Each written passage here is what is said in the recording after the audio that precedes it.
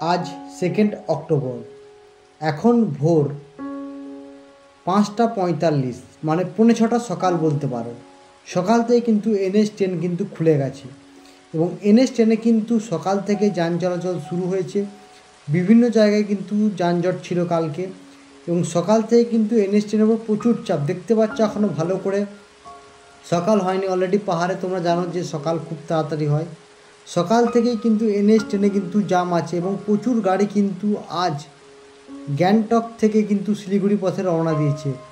বুঝতে পারছো, সকাল থেকে কিন্তু NH 10-এর পাশে আমরা রয়েছি, তোমাদেরকে দেখাচ্ছি কত গাড়ি দাঁড়িয়েছে। দেখতে পাচ্ছ সকালবেলা, তার মধ্যেই কিন্তু এভাবে রোড জাম।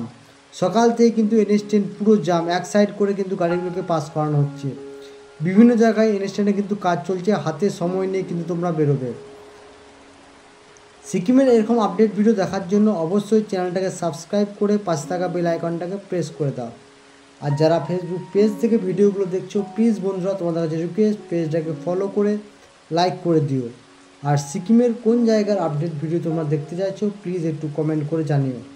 ভিডিওগুলো ভালো লাগলে অবশ্যই চ্যানেলটাকে শেয়ার করে দিও একটু বন্ধুরা, তোমাদের কাছে রিকোয়েস্ট।